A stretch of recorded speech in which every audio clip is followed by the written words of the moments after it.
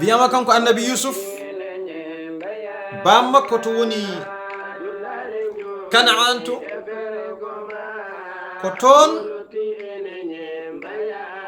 Allah holli ɗum ko Yusuf woni e dow mum ko debbo jiɗɗo yande e muɗum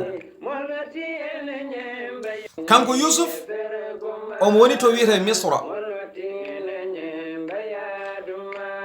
Allah holli Yaqub o Yusuf woni ɗo joni wonko jogori yande e muɗum ko wona hunde fewnde moƴƴanta jiyaɗo Allah.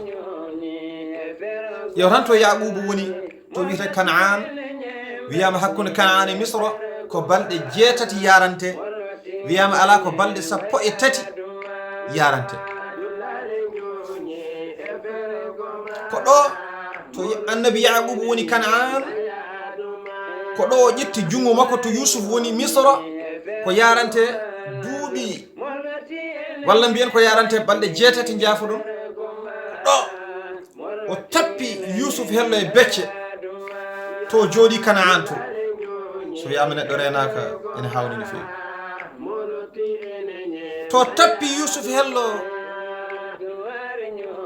e becce ɗo ko ɗo ko yiɗanno shahawatu gonannoɗo e neɗɗo ha wawa yidde debbo wonande gorko, walla ko wonanno e debbo ha wawa yidde gorko, ko ɗo fof samiri ko gulɗe peɗeli makko kanko oɗo annabi Yusuf. Nde ba makko fiimo hello e becce ko peɗeli gulɗe makko ko ɗo shahawatu o ko ɗo rewi sami less. Hankadin o wawata yidde Zuleyha, ko yiɗanno ko iwi won konngol ko niwi, won konngol wi ala ko maleyka dari wimo so tawi a yettodirani oɗo debbo fodde to dariɗa joni ɗo an annabi Yusuf, aɗa way no ndiwri beedi hakkunde leydi e asman, hay hunde hattantama, hay hunde wawa jaggudema, hay hunde wawa lolludema, hay hunde wawa yewtinde e ma kala ko yiɗi yewtinde e ma. Kono fam sa yettima debbo o a wayino ndiwri immini dow asman saami e leydi tawene faɗɗi, hay hunde ala ko wawani hoore mum. Kala jolaɗo so ari nanga ɗum, kala jolaɗo so ari yaɓɓa ɗum, kala jolaɗo so ari hirsa ɗum, hay sonno ko ñuuƴi walla mettelli ŋaayi e mum ala ko wawani hoore mum.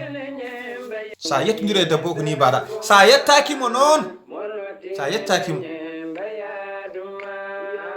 alhamdulillah aɗa wayno ndiwri beydi hakkude leydi e asman, ala ko wawani ɗum. mi haalanma gueɗel gongel, sa yettaki debbo oɗo dariɗa ɗo aɗa wayno ngaari nehandi kewdi doole ndi ganduɗa hay hunde ala ko wawi jaggude ndi. So tawi a yettima debbo oɗo Zuleyha mbaɗa kono ngaari lelnadi e leydi hirsa, ndiyan honko wawani hoore mum. Sa yettimoma ko noon mbaɗa an annabi Yusuf.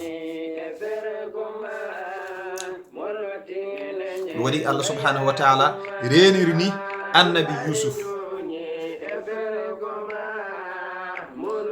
linasrif anhu as-su'a wal fahsha innahu min ibadina sabi